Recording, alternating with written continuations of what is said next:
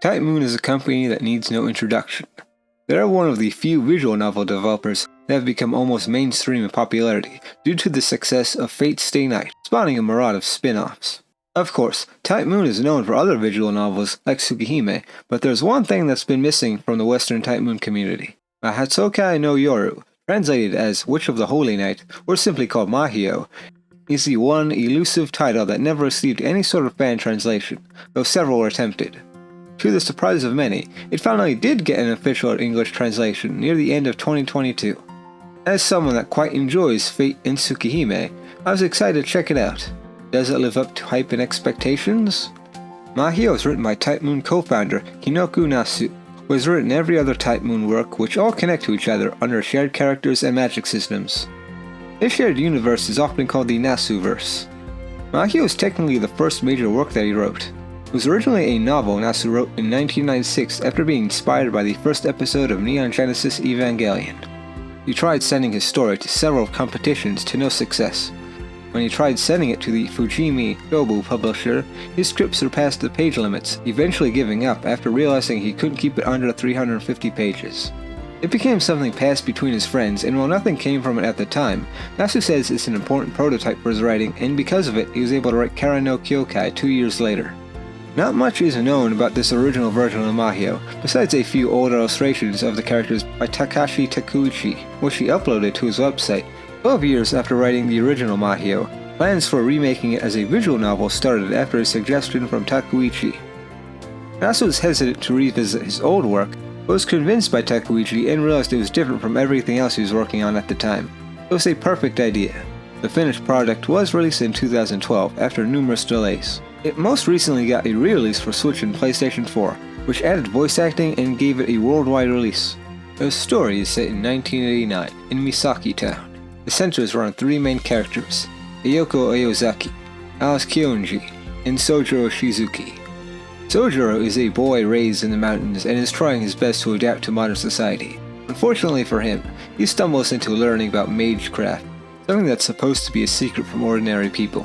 Ayoko, after much thought and attempting to murder him, decides to allow him to stay at the mansion she's residing in so he can be monitored, much to the displeasure of her roommate and owner of said mansion, Alice. These three and their growing relationship between them is the real heart of the story. The majority of the story is their mundane interactions, which contrasts with the fantastical magic parts of the story. This is the most slice-of-life focused Nasu story, which could be a good or bad thing depending on who you ask. Personally, I wasn't a fan of the slice-of-life scenes in Fate Stay Night. There's some fun moments here and there, but also times I wish the plot would actually move forward a bit. All Ataraxia was better in that regard because the slice-of-life scenes are the point and allows the audience to explore different sides of familiar characters. Mahoyo is probably the best at it yet. There's a lot of genuinely funny or thought-provoking scenes of characters just talking. I found myself drawn into these quiet moments more than the bombastic magical fights, which there are a handful of. The fights are also enthralling in how creative they can be in addition to the fantastic presentation. There's an overarching plot about Ayoko and Alice attempting to track down an enemy mage that's causing trouble in town, but it feels like it takes a backseat until near the end. The mystery antagonist of the game is predictable if you know anything about Ayoko or the Nasu-verse, which isn't necessarily Mahoyo's fault, as it was written before anything else. They do immediately establish themselves as the villain once they are revealed, so it's not that big of a deal anyway. The conflict here is very small scale and personal, which I usually prefer over the big world-ending threats and stuff like Fate Grand Order. Remind me of Tsukihime in that regard. While I do enjoy the slice of life, the story has pacing issues, particularly towards the beginning. I wouldn't say this story truly starts until chapter 5. The relationship between the three leads is the focal point, but that relationship doesn't start to get established until then. Before then, it's built up to that, but the story can feel aimless and meandering during the beginning. This is the worst in chapter 2, where it doesn't feel like the plot progresses at all because it's mostly a long conversation between Sojiro and one of his friends, Tobimaru. This is meant to show what Ayoko's classmates think of her and the reputation she has, so it's not totally pointless, but it feels like it drags out a bit too long. Looking back on it, it wasn't that bad, but annoyed me when reading it. One thing I found interesting in the writing is how it's told in the third person. Fate and Tsukihime are both told in the first person, which really puts you in the shoes of Shiro and Shiki respectively. Even when the perspective in Fate changes to someone like Rin, it's still told in the first person. The writing here is shifting to being in the third person, means the audience can't project their feelings onto a character the same way you do with first-person stories. You're a mere spectator of these characters and their lives. This also goes to show how there's not one central protagonist. Sojiro, Ayako, and Alice share the spotlight equally. Nasu's strong suit has always been in his character writing. He crafted a large cast that people still obsess over it to this day with Fate and Tsukihime. He's able to create these characters with unique worldviews and philosophies, while also being excellent at exploring the mentality of the protagonist. That character writing is fully present here and just as strong as ever. To talk more about these characters, first we have Ayako Ayozaki. Type Moon fans will recognize her as Shiki's mentor, who teaches him the value of life in Tsukihime. Before that, and how she destroys people melty-blood, she was just a high school girl. She's more immature in comparison to how she appears sagely to young Shiki. You can see the seeds of the kind and easygoing woman that she would become. Her personality here is similar to that of Rin and Akiha, which makes sense because she was the blueprint for those two. She's prideful and headstrong, but can be aloof. She's actually new to the magic thing because she wasn't supposed to be the successor to her family's magic crest. She only began studying magic 2 years ago, so the story is about her maturing as a person and as a mage. She has this balancing act where she tries to better herself as a mage, while also living her high school life to the fullest. Her unwillingness to run away from challenges so she can live a life that she's proud of is the most fascinating part about her. She's a brilliantly written and strong-willed character. Sojiro Shizuki is next. He's a lovable mountain boy. To be honest, when I started the game, I was doubtful I was going to like him. I don't usually like dumb characters, and that's what Sojiro sounded like he was going to be, but he surprised me. I was won over by how earnest and sincere he was, much like Ayako and Alice. He's doing his best to adjust to modern society and accepts everything he sees or hears. This blind trust and lack of common sense can cause trouble for him, but he isn't actually a stupid person. He has moments when he can be surprisingly sharp and thoughtful. He is a more complex character than his simple exterior would lead you to believe. There are things about him shrouded in mystery, like what his life in the mountains was like and why he left at all. His best aspect is his earnest and kind-hearted nature. He finds himself drawn to Ayako, and the relationship is enthralling. The chemistry is superb. He's usually confused by simple things, and Ayako doesn't know how to deal with them. The best interactions explore the contrasting worldviews and displays how they're envious of each other for different reasons. All of their interactions are delightful and cute. What I also found interesting is how the relationship isn't romantic. Sojiro and Ayako don't seem interested in romance. Of course, as a Type Moon protagonist, Sojiro has his share of cool moments in battle. He does this despite being a normal human, unlike Shiki with his mystic eyes, or Shiro with his projection magic, which makes his feats even more impressive. The last of the trio is Alice Kuonji, the traditional witch. If I may be so bold, I'd say she's one of the best characters Nasu's ever written. I may be biased in this regard, as she feels like a character made specifically to appeal to me. She's perfect. She's quiet and rarely shows her emotions. She's the type that would prefer to spend her time in solitude, perfecting her magecraft. She takes the part of Ayoko's mentor and roommate. Initially, Ayako is the only relationship she seems to have with another person. They seem like good friends at first, but then I realized that they only talk to each other about magic and didn't connect with each other in any other way outside of that, despite living together. Their relationship is more professional in the beginning, but they're able to grow closer because of Sojiro. Her relationship with Sojiro starts off in a much more hostile way. Understandably so. He's a stranger that's now living in her home. Sojiro has to earn her trust, which is a gradual process throughout the story. Her character development of accepting these two as friends and opening up to them was fantastic. Aside from that, she can be really funny and has the best sprites. These three are the core of the story, but naturally there's some side characters to help flesh out the main trio and themes of the story. Of all the Type Moon games, this probably has the largest number of ordinary people not involved with the magical side of the world at all. These characters aren't as well developed as the main cast, and I wish a few of them got to do more, but they serve a purpose. I think the weakest link here is Sojiro's classmate and friend, Usuke Kunomi. He's a typical friend character that causes trouble with ridiculous antics, yet can be defendable. He kind of reminded me of Arahiko from Tsukihime. Unfortunately, Kunomi never really goes beyond this basic archetype. He's basic, but has some amusing banter for other characters. In contrast, there's Sojiro's other male friend, Tobimaru Tsuki.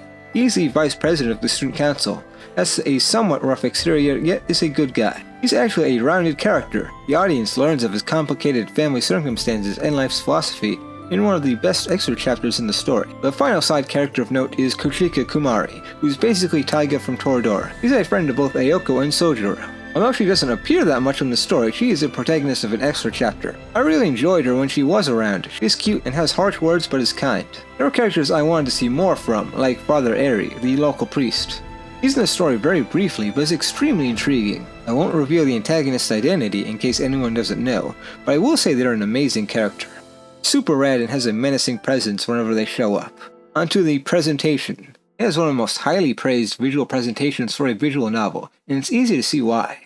There are a ton of animations and camera movements that bring scenes to life. Even in scenes just using normal character sprites, the lighting and other graphical effects can create striking shots to elevate scenes. The battles are a real highlight, true spectacles that synchronize the music and animations. It's all outstanding and can feel cinematic. Even I have to admit it's one of the most impressive looking visual novels you can play. This high level of presentation made it engaging to read, and I assumed that even a person who doesn't usually read VNs would be able to get through this. The music is phenomenal. It's very relaxing and atmospheric for this slice of life, but it gets incredibly hyped during the battles. This re-release added voice acting, something that people have requested since the game was first released. This added voice acting is excellent. In particular, I love Kana Hanazawa's performance as Alice. Her soft-spoken delivery was perfect for the character. In a departure from previous Type Moon visual novels, which had Takuichi Takashi as the lead artist, Mahoyo's main artist is Koyama Hirokazu. Koyama has worked as an artist for Type Moon for a while, doing event CGs back in Kagetsu Toya, and more recently they've done some character designs for Fate Grand Order, like Miyamoto Musashi. They're a very talented artist, and their work in Mahoyo is nothing short of spectacular. The character sprites are expressive, and they do a great job of showcasing the characters' personalities. This is one of the few visual novels where I'd say even the backgrounds are pretty and inspire awe. The CGs are astounding as well. There are several that I'll remember for a while. To talk a bit about the translation, most of it was fine, but I noticed a handful of odd typos and errors. I didn't use the most recent patch, so maybe they fixed them there. The way they spelled Sojiro's name was strange. I have to assume it was something mandated by Type Moon. They've done something similar to Artoria's name with officially translated Fate media, so I wouldn't be surprised. Thematically, it's kind of about the old versus new, the way people adapt to change, and the ability of humanity to advance. Almost every character in the story is dealing with major changes to their lives. Most obviously, we have Sojiro, who needs to adapt to modern society. Yoko needs to adapt to her new life as a mage. Alice needs to adapt to having roommates living with her. These changes spur on introspection and the path to accepting something about themselves. The story shows the old mysteries of magic somewhat contrasted against the present normal everyday. We have Alice, the traditional witch that even uses fantastical familiars based on fairy tales, contrasted against Ayoko, a mage with a more modern sensibilities. Isaki Town itself shows this theme. It's a rural area that has been undergoing rapid modernization. Ultimately, I think this story is about how you don't need magic or anything supernatural to have an extraordinary life. That's why so much emphasis is put on average people and simple interactions. You may have heard how Mahoyo was planned as a trilogy, even as far back to when it was originally conceived as a novel. I also intended to write the sequel after finishing Kara no Kyokai, but never got around to it. When he remade it as a visual novel, he expressed enthusiasm for being able to create the intended sequels, but there haven't been any updates for the sequel since. The story of Mahoyo is largely self-contained, and it ends in a satisfying way without the existence of sequels. However, I would like to see more of these characters. I want to know what happens to Sojiro next. I want to know how Ayoko develops further. I need more Alice content. How busy Nasu is, it's unlikely he'll make a sequel anytime soon. He hasn't even released the second part of the Tsukihime remake, and he needs to finish the Fate Grand Order Lost Belts. It's sad knowing that there's still room for exploration of these wonderful characters. In conclusion, Mahoyo is a fantastic game. I have some minor gripes with it, but it's overall a pleasant experience. It's something that could make a good entry point to Type Moon because of the presentation, linearity, and fairly short length. If I was forced to give it a score, it would get a solid 7 out of 10. As far as accessibility goes, I have one major complaint. As of right now, you can only play it on a PlayStation 4 or a Nintendo Switch. This is utterly baffling because the original release was on PC, so there's no reason for it not to be on PC. I prefer reading visual novels on PC, so this is quite vexing. The Tsukihime remake was the same way, so I have to assume Type Moon are utterly incompetent or just hate money for a mysterious reason. Anyway, pick it up on consoles if you can. That was the review. Before I close out the video, I want to give a special mention to Emily Dore, also known as Noelle. She makes excellent videos about visual novels, mainly on older titles. A lot of what she covers are only in Japanese and extremely niche, so it's interesting seeing someone talk about this stuff. Her videos are really well written and edited, and the way she talks about eroge influenced how I approach making these videos. Anyway, give her videos a watch if you haven't. They are much better than the stuff I make. I'll leave a link to her channel in the description. If you made it this far, thanks for watching.